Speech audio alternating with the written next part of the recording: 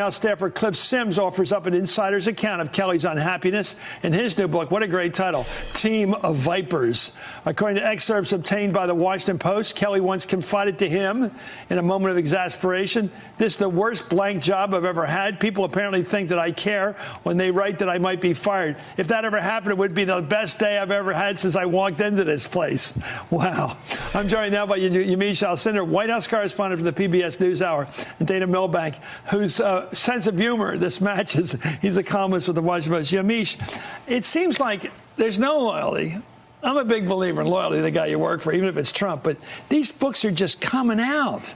It's just Omarosa to this guy, and they talk about everything that happens in there. I mean, and it's partly is because the president had this kind of open door policy where you had staffers that would never usually have this much access to the president being able to walk into the Oval Office and really kind of spew whatever they wanted. But in this book, I got my hands on a copy as well. What you see is really a Trump White House that's out of control, where people are just doing whatever they want, and where the president himself is more interested in watching TV and talking about chyrons than listening to the Speaker of the House, Paul Ryan. That's pretty remarkable. Yeah, we've had Nixon's enemies list, which made sense, I guess, in some perverse way. But he had an enemies list that he put together of the people working for him in the White House. Bottom feeders, he called them.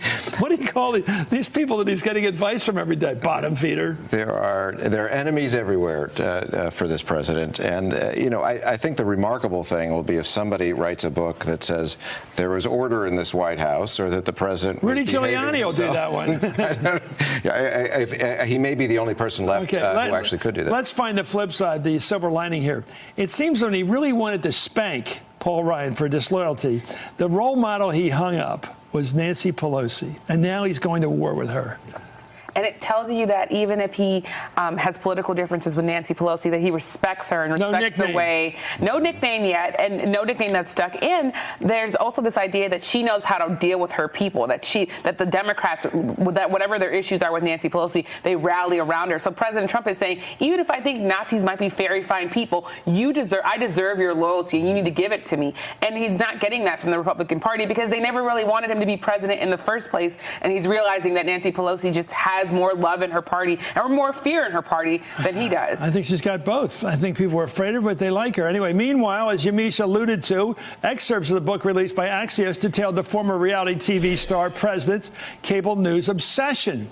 According to Axios, in the book, Sims writes, the most Trumpian tactic the communications team employed was arguing with TV networks about the chyrons, the words displayed at the bottom of the screen that act as headlines for whatever the commentators are discussing. People watch TV on mute, the president told them.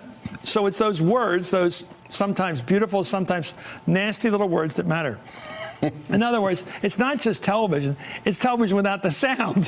Seems to be his focus. There are people who think in paragraphs. Lindsey Graham just last week was saying Trump is sort of a one-page guy. I think he overstates it a bit. I think Trump is a one-line guy. We all know MSNBC has the best chyrons in the business, and everybody's very proud of this. But there they are, Trump obsessed over sometimes nasty TV banners. Right, and that's all that people are watching now. But that's all that Trump is watching. It's basically distilled down to the insult, the tweet, the chyron. Unfortunately, and I think this book adds to this impression, it's just how the president thinks. He does not seem to have an attention span, any sort of depth of understanding or ability to analyze. How many characters are there in a tweet? I think that's how many characters he can handle at a time. But Mike Deaver, the genius behind Reagan, he used to say they have a piece on about how they manipulate the media. And he'd call up and thank Leslie Stahl. Good, solid piece, Leslie, because they just wanted to see the pictures. I think that this is a president that sometimes reflects American society. As someone who's been a writer and has been on TV, there are people who call me yelling at me just because of the headline. And for a while, I used to get very angry because I'd say, well, you need to read my entire article. But then I realized that sometimes people only read the headline, and their headline, which a lot of writers don't write for themselves, that could be the most important part of what people take away from your article. So as much as the president is in some ways reflecting not a depth of knowledge, he's also reflecting what a lot of Americans see, which is that they really do read things in only I'm with you, Yamiche. And he's not wrong as a salesman, but it's wrong in terms of governing. That's why he's getting clobbered in the shutdown. Perversely correct. Anyway, Yamiche Alcindor and Dana Mills. Hey there, I'm Chris Hayes from MSNBC. Thanks for watching MSNBC on YouTube. If you want to keep up to date with the videos we're putting out, you can click subscribe just below me or click over on this list to see lots of other great videos.